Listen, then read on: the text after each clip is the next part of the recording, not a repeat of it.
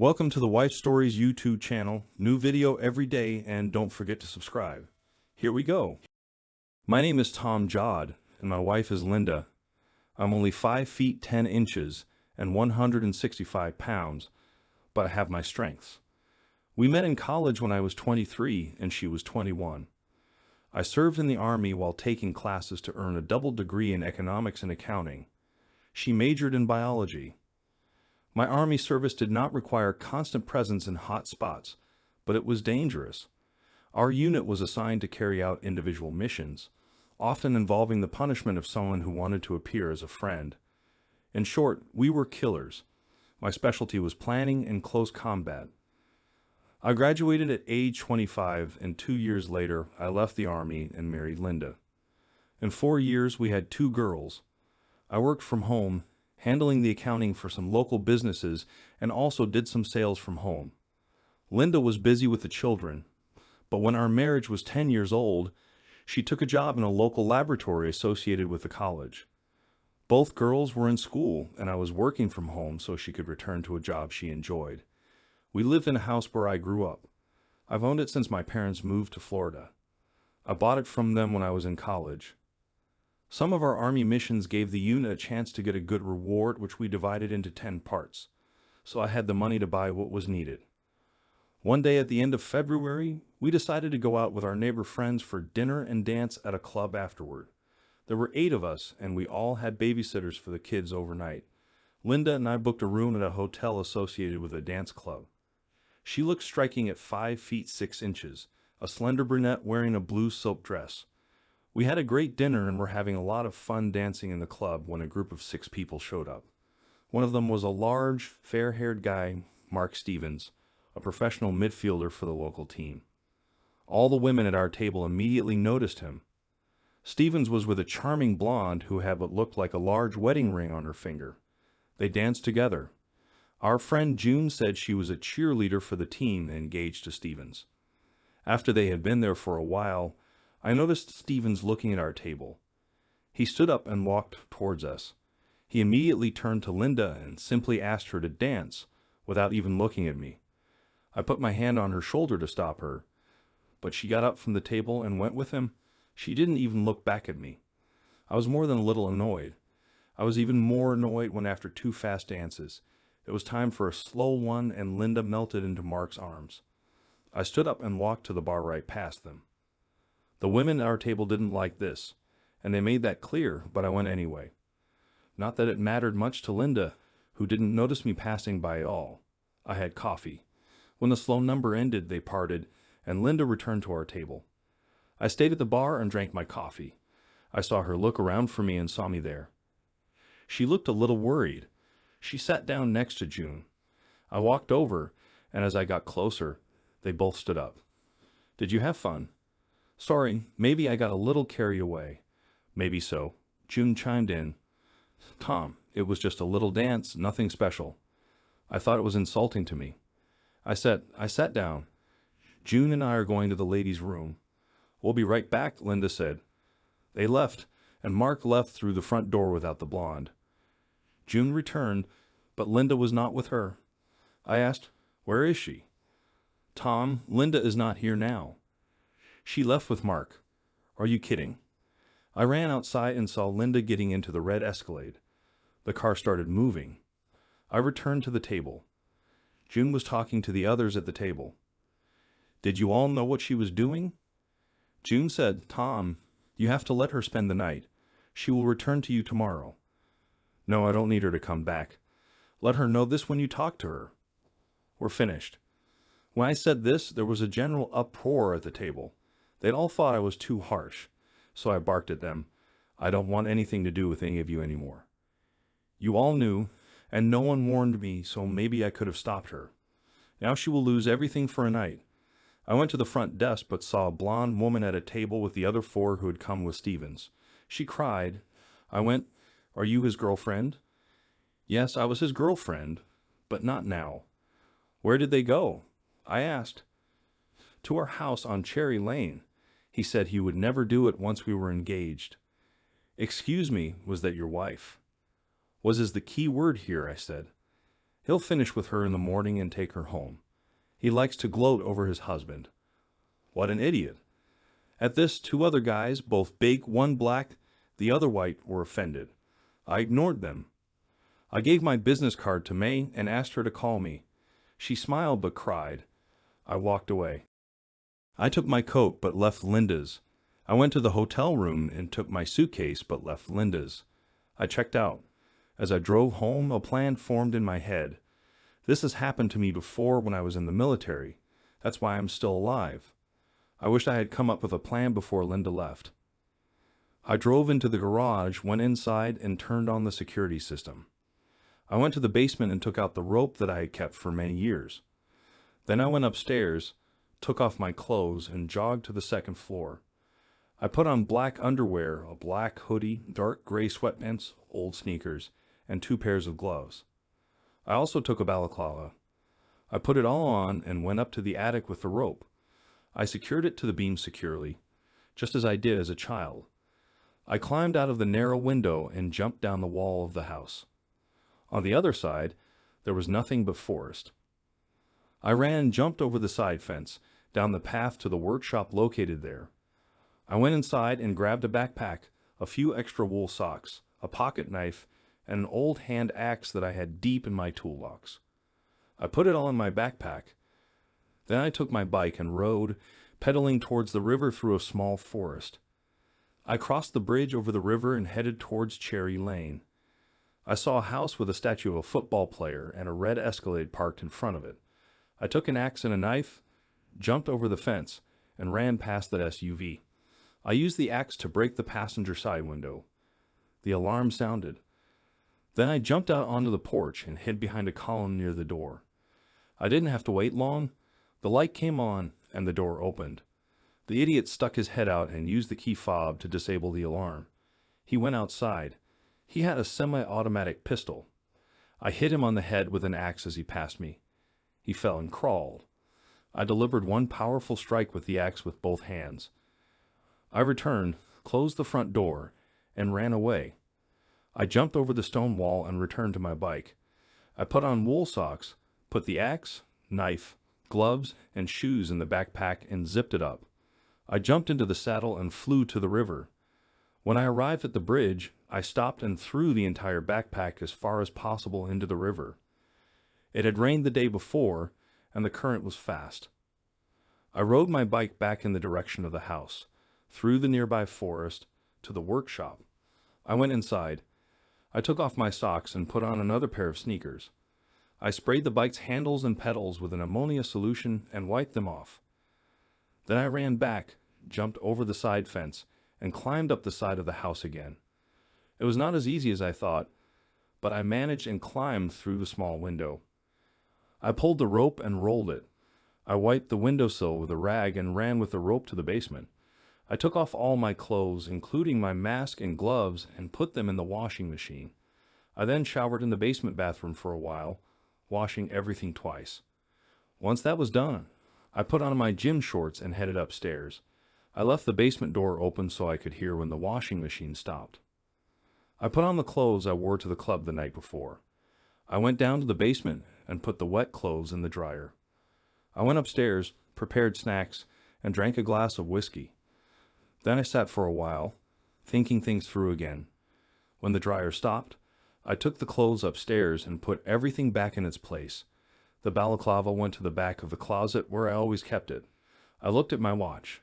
It was 2:50 a.m. All this, starting from the moment I entered the house after returning from the club, began at midnight. I went downstairs, sat on the sofa, and drank more whiskey. I fell asleep. I was woken up by the doorbell at 6:02 a.m. I looked at the door camera display and saw 2 people, an African-American woman and a white guy with short hair, cops. The doorbell rang again, and I opened it. "Who are you?" "You look like a policeman," I said. "I'm Detective Asper, and this is Detective Logan," said the black woman. They flashed their badges. I made an uncertain face. "Is this about Linda? He didn't hurt her, did he?" "No, she was not physically harmed, but Mr. Stevens was attacked." "Can we go inside?" "Certainly. Where is Linda?" I went to our hotel room, picked up my things, checked out, and came here. I drank myself to sleep on this sofa. You woke me up. Is there anyone else here? No, the children are staying with the nanny for the night. Did you make any calls? Write to someone you know to prove that you were here? Asper asked. No, but I never left, I replied. Asper looked around. I see you have a security system. What does it include? It covers all the doors. I think I can prove to you that I was here. Let me go upstairs, I suggested. They followed me into the upstairs office, and I sat down at the computer desk. I showed them the system, and they watched me upload data from 6 p.m. until they arrived. I gave them a quick look. The system was targeted to all 3 doors: the front, side, and sliding patio door leading to the pool. The side I went down had no door, looked out onto the woods, and had 2 large windows, neither of which opened, so there was no surveillance there. We'll have to take this computer, Logan said. Why? Because you could have ruined it before we got here, he explained. Okay, but I can't give it away for more than 1 day. This is a work computer and I need it. I have a replacement, but it won't last long. Look at me. I'm going to download some stuff onto this external drive, including what I just gave you. I said as I did it. They wanted to look around, and I let them but insisted that they stick together and be with me. They took a few pictures and then left. It was 7:10 a.m. I called Linda's parents, John and Stephanie. They lived next door, but were at their house by the lake at that moment. I told them what happened and that the police said Linda was in shock at the hospital. John was simply stunned by what Linda did, while Stephanie might not have been all that surprised. Are you going to see her? Stephanie asked. No, sorry. That's why I called you. I really don't want anything to do with her after what she did. It's bad that the guy was attacked, but it's not my fault. Apparently, he's done this kind of thing many times. When she gets out of the hospital, she needs to stay away from me in the house. We can arrange to have her things moved, I explained. Why don't you move and she can't stay? The children live there all their lives, John suggested. This is my home. This is not community property acquired during marriage, I asserted. John was a lawyer, and I assumed he would try to work something out. You just had to wait, he said. That's pretty cruel, Tom, Stephanie added. Not as cruel as what she did to me, I replied. The conversation ended there. Then I called my parents in Florida. I told them as best I could what happened. They were also shocked by Linda's behavior. My dad turned on the TV and told me there was news about Stevens. They said that he was attacked and killed in his home. This is not news to me, I thought. The phone rang. It was a landline. It was Judy. Tom, where is Linda? We heard that Mark was killed, she asked. She's in shock in the hospital, as the police told me. You saw her? I replied. Which hospital is she in? She inquired. I don't know, and I don't plan to date her. Do not be like that. She needs your support, Judy said. She will never get any support from me. I don't care if her big night was ruined. If it was ruined, I retorted. Judy hung up. I showered again and got dressed to go pick up the kids from the babysitter. It was around 8:20 when I got there. I discovered that they had not heard anything about the evening's events. We went home and they wanted to know where Linda was. I don't think she'll be here today. She has something she must do. We'll just spend the day without her. Dress for football, I said. I took them to the soccer complex where they had games at noon and 1:30. I was pretty relaxed watching them play. Michelle, the youngest, was quite nice. Laura, not so much, but she tried really hard, and it was good exercise for them. After the games were over, we bought ice cream and went home. There were several messages on my mobile phone. I had the sound on mute while I was hanging out with the girls. One was from Linda's parents, telling me that she was at St. Jude's and was unresponsive. One was from a doctor at the hospital, asking me to call. One was from Judy. She told me that Linda was at the police station and wasn't talking to anyone. She said I should probably cool off and bring the girls to her. I told the girls that their mom was in the hospital and that she was unharmed but emotionally traumatized by something that happened the night before. I wanted to know what happened, I told them. Your mother went with a famous football player to his house last night to have intimacy. There's no other way to say it. I thought about hiding it from you, but I decided that you would find out. While she was there, someone attacked the football player, but apparently not her. But she must have found him or something because she's in the hospital in shock. They weren't sure if they wanted to go to her, but I told them to get dressed, and we went. I called the doctor back, Laura Thompson. She said Linda was traumatized and was currently in a catatonic state. I asked her about bringing the kids. She hesitated. Are you going to visit her? I really don't want to see her at all. I assume you know why, but I can bring the girls if you think it might help. Do they know what happened? I mean about the surrounding circumstances. You mean intimate between Linda and the football player? Yes, I told them. They are dressed and ready to go if you think it might help Linda, I explained.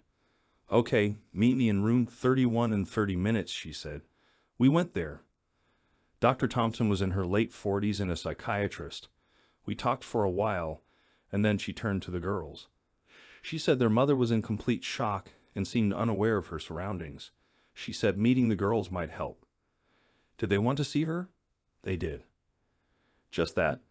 I walked them to the door and looked inside. Linda sat on the bed staring at the TV with cartoons. The girls hesitantly approached her. Laura, the eldest, touched her hand and called her mom. Shelley followed her, but there was no reaction. Shelley began to cry. I walked up to her, took her in my arms, and looked at Linda. Nothing. I took Laura's hand and led them to the exit. Well, we tried, I said. Will she wake up? Laura asked. Of course, someday, I said.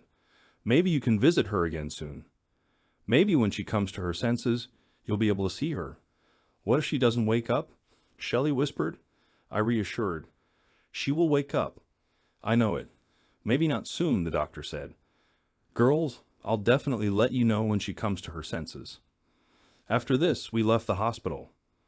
Both girls were crying in the car. Maybe I shouldn't have taken them, but I just wanted to see Linda and see if their presence would help. Despite my rude reaction to her cheating, I didn't wish it on her.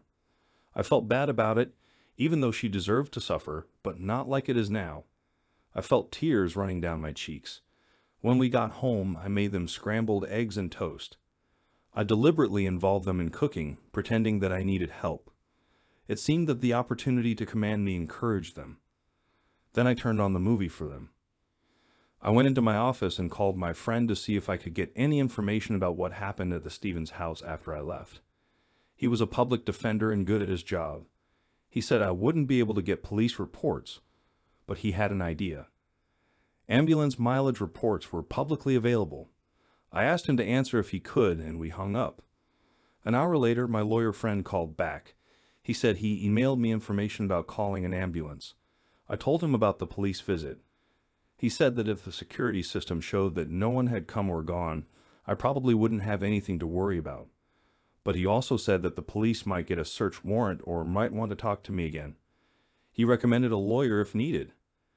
After I saw the ER report, police found Linda with Stephen's head in her lap. She was covered in blood, wearing only a thin robe. She repeated, "No, no, no," over and over again. The police picked her up and put her in the ambulance. She was unresponsive when the ambulance arrived and all the way to the hospital. An officer rode with her, asking if she saw who did it, but he didn't receive any answer. It made me sick, and it made me wonder if she would ever recover. I looked up PTSD, post-traumatic stress disorder. I've already looked for it before for myself. I have studied the shock-induced catatonic state. It seemed that people usually recovered from a catatonic state, but could suffer from PTSD for years. The lawyer, Joan Drake, made an appointment for me on Monday morning at 9:30. She gave me her mobile number in case the police arrived early. They didn't do this. The girls and I spent Sunday goofing around as I tried to convince them that Linda would return eventually, but would still need our help. For me, I wondered what her reaction to me might be when she had it. I was pretty sure she didn't see anything, and if she really saw something, it would only be a man in all black and a mask. But maybe she will assume that I did it. I did not know. On Monday, I took the girls to school. I followed local news coverage of Stephen's murder. Linda's name was not mentioned, but it was said Stevens was entertaining a married woman when he was attacked outside his home. A neighbor called the police in response to Linda's screams. Until now, no one other than the authorities had linked Linda or me to the murder, but I assumed that this would change over time. Joan Drake was a graceful blonde of about 45. She was also quite edgy, just like my friend said. I told her the story from the beginning and gave her a copy of the ambulance report. She was shocked. She stared at me. I looked back at her and simply said that the police had a copy of the CCTV footage and that it had not been tampered with. It showed absolutely no one coming in or out between the time I got home and the time the police came. I asked her to return my computer because I needed it for work. I gave her the advance and listened as she called the police station and asked for Detective Asper. "Hello, detective," she said. "This is Joan Drake. I'm calling about Tom Jodd. I want to know if I can return his work computer."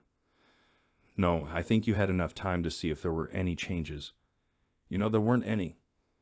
"Okay, I'll send someone tomorrow morning to pick it up from you." "No, I'll send someone from the office." "He won't come." I raised my hand. I mouthed, "I'll come." She nodded. "Okay, he'll be there at 9 o'clock. When she hung up, I told her that I would not talk to the cops and that I would have my phone with me to record conversations if there were any. I left that afternoon.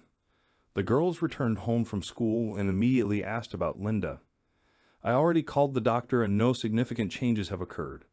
They went about their homework. Later, we got pizza delivered. I told them that if their mother didn't come home soon, I would have to learn to cook. This caused laughter. I'm actually a good cook, just never made it at home. When her sister came upstairs, Laura asked me if I could forgive Mom for having intimate with another guy. "Maybe," I said. "I really don't know right now. I just want her to feel better." Then the landline phone rang. It was Jim Beeman from the newspaper. "Mr. Jodd, this is Jim Beeman from the Tribune." "Hello," I said. "We have information that it was your wife, Linda, who was with Mark Stevens when he was killed. Can you confirm this? I wouldn't want this to become public knowledge. My 2 kids are in school, and they might get in trouble if this comes up. So you confirm it? How do you feel about the death of your wife's lover? I understand what you're getting at. If anything you publish causes any harm to my family, I will act against you in your newspaper. It will come out." "Mr. Jodd, there's nothing I can do about it." I looked out the window and saw a TV truck parked in front of the house. "Channel 7, I said. "I see a TV truck. I think you're right." "Crap. I'm sorry. I have to go." There was a knock on the door. I looked into the camera and saw a young woman with a microphone. I spoke over the intercom. "Get out. You're trespassing on someone else's territory, and I'll call the police." "Is your wife there, Mr. Jodd?" I called the local department and told them I needed help removing the press from my porch. And they did respond and remove what was already a group of 6 people from the porch, but they didn't go far. There were now 4 trucks there. I called the doctor and told her to make sure Linda was safe before the press came. I talked to the girls and told them that I thought they could stay somewhere else with me in homeschool. But they said they wanted to continue going to school even if they had to live elsewhere. I said I'd think about it. I called my lawyer, Joan, and asked her for advice.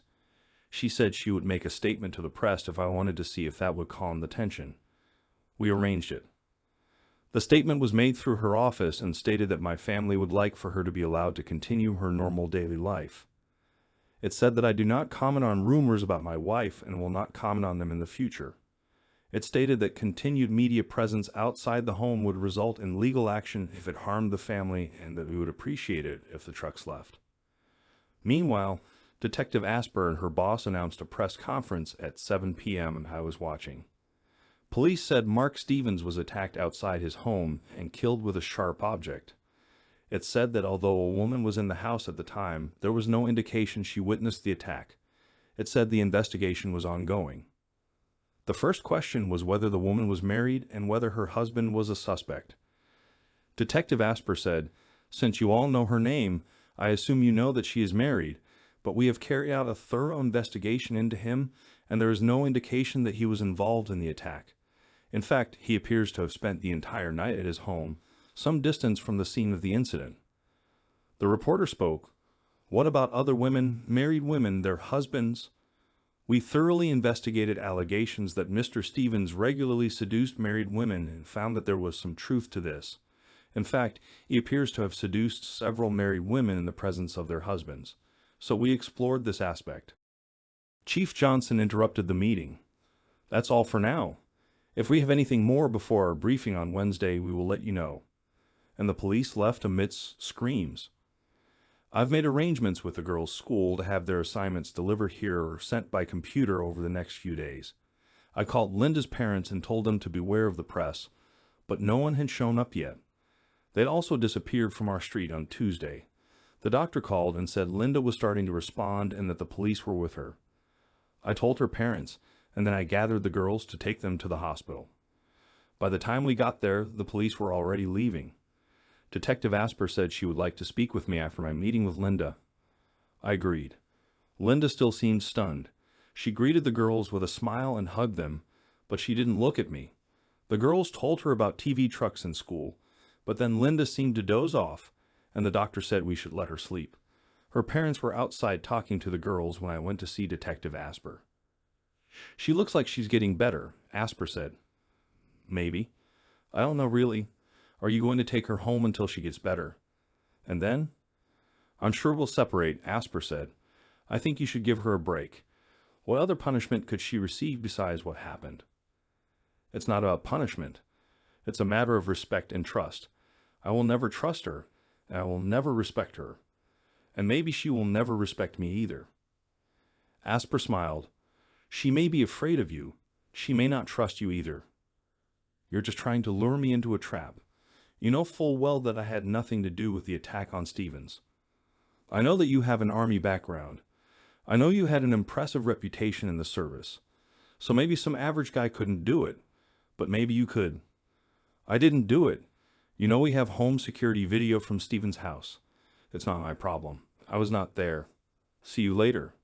It sounded like a threat. Over the next few days, Linda gradually regained some semblance of normal behavior. I dropped off the girls every day, but didn't spend much time in the room with them. On the fourth day, Linda was scheduled to be discharged. She asked to speak to me alone, and I sent the girls away. Forgive me for what I did, putting you in such an awkward position. I don't think apologizing will help, Linda. I can't tell you how humiliating this was for me. Now it's on national news.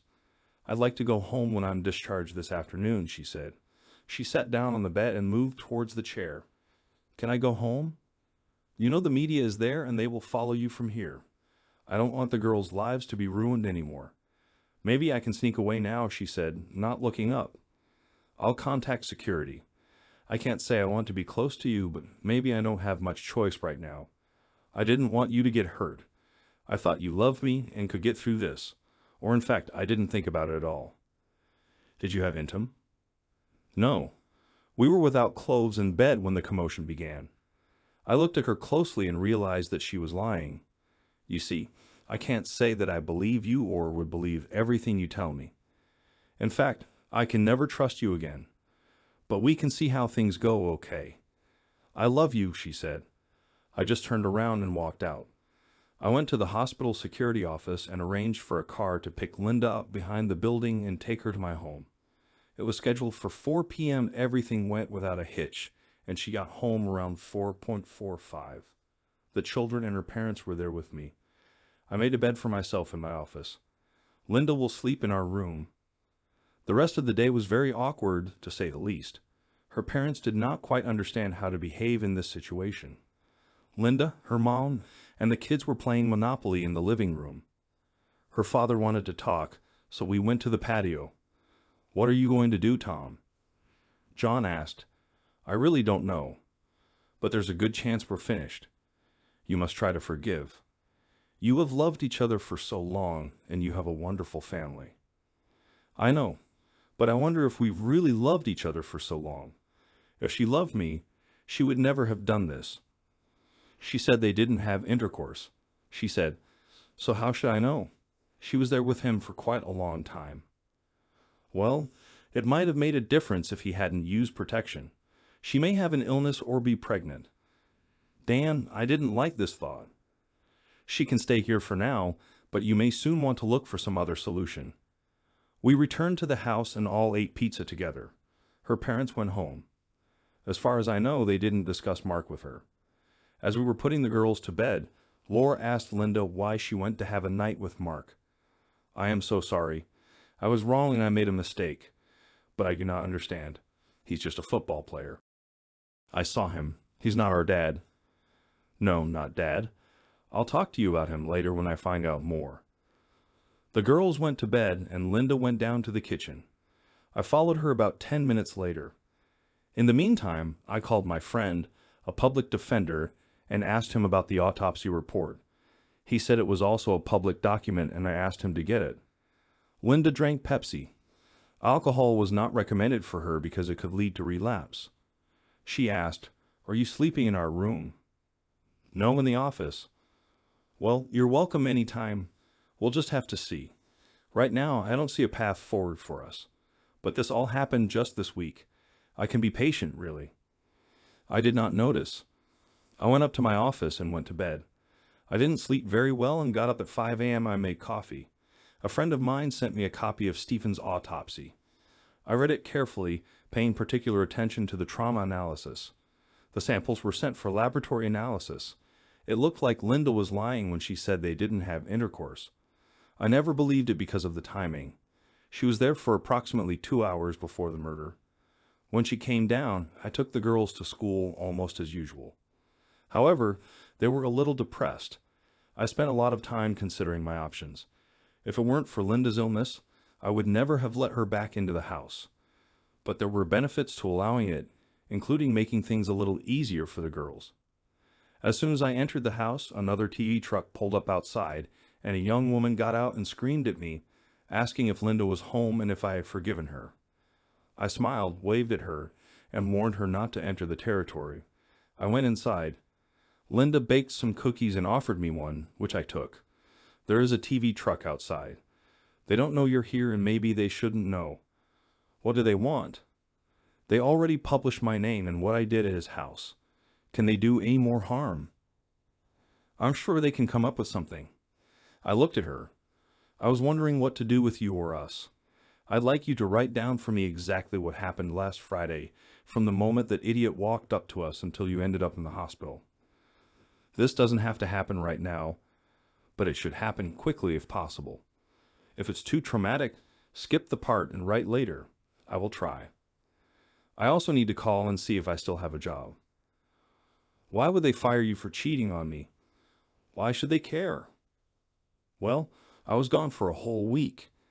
She called and was told she could take a week off sick, and the next week off. She went to her bedroom and sat at her desk, typing on her computer.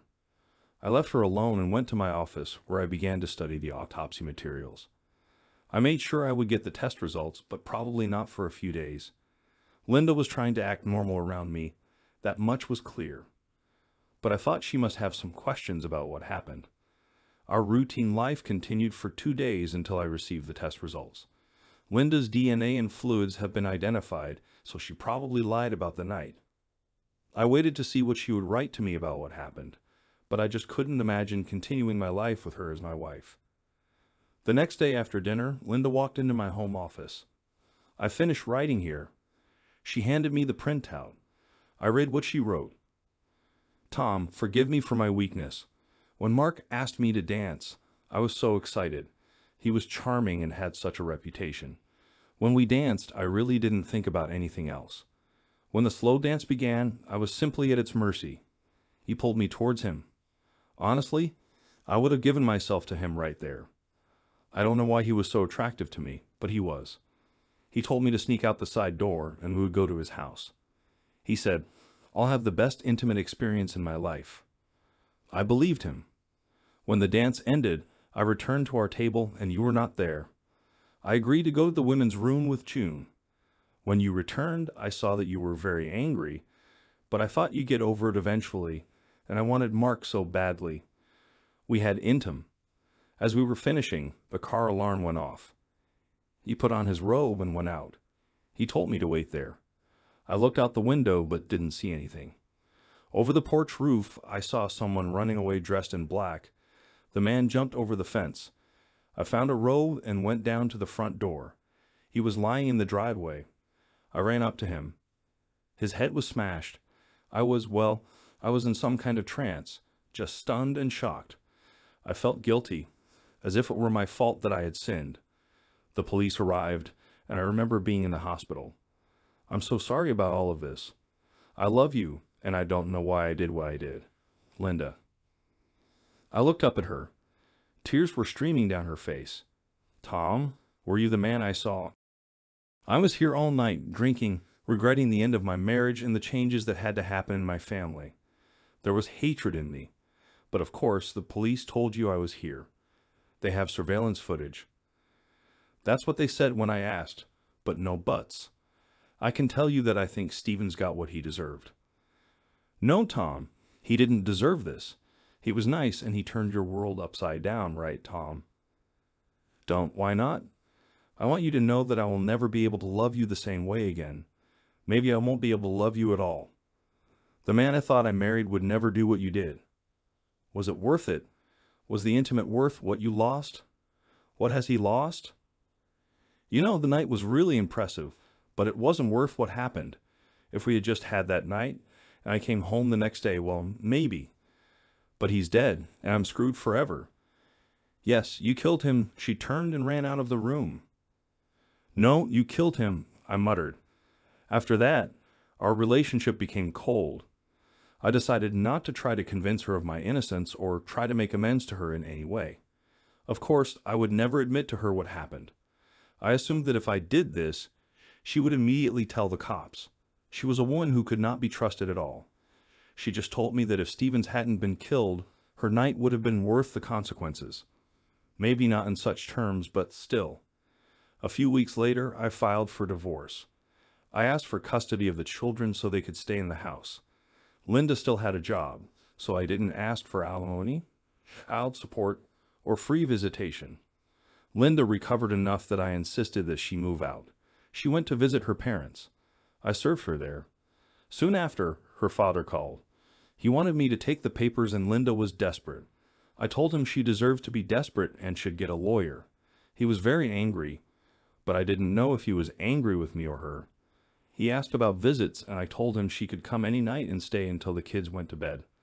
Linda showed up the next day at 5. I made some macaroni and cheese and we ate with the girls. We played a few board games with them and put them to bed. After that, Linda wanted to talk, but I was not in the mood to talk. We need to figure this out, Tom. It won't do the girls any good if we're apart. They will have to adapt. You can find a place where they can come to you. The sooner we resolve the divorce, the sooner you can set up a visitation schedule, please. I don't want a divorce.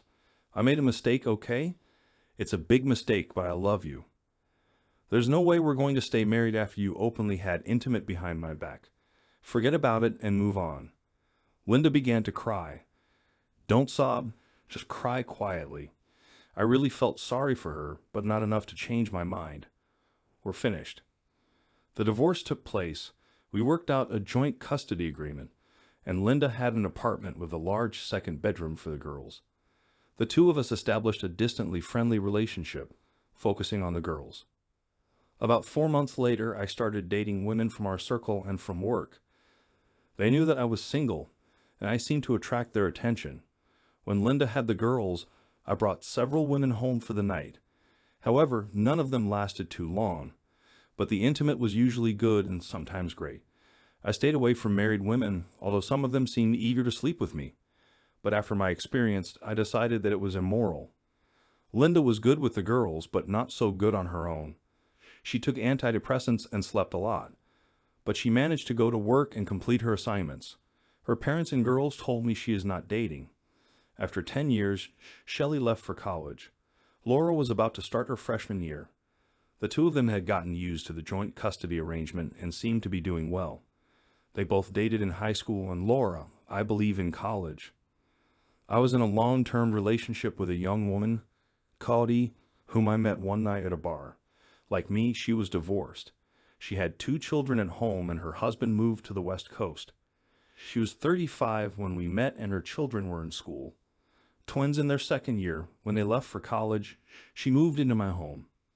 I used to love her. She was funny and smart, and the intimate was great. She may not have been as beautiful as Linda, but she was pretty and guys really took notice of her. When we were dating shortly after we met, I told her about all the fuss surrounding Mark Stevens' death. Of course, I never told her how he died. The uproar eventually died down, and no one was ever arrested or charged. One Saturday, Detective Logan showed up at my house, and I invited him in. I was home alone. "I retired last week. A good pension," he said. "I'm happy for you, but why are you here?" "I just want you to know that I was convinced that you killed that idiot, and well, he deserved it. Although maybe not your wife. I didn't do it, but he certainly deserved it. I congratulate whoever did it. Why you say Linda didn't deserve it?" "Well, it was just one night, and she only did what many other married women did when that idiot hit on them, you know? If they met somewhere and went to commit adultery in private, maybe we could get over it, but it was too brazen and ostentatious. Understand how is your partner doing? She's a captain now, really punchy girl." He was insightful. We shook hands and he left. As for Linda, she eventually made a partial recovery.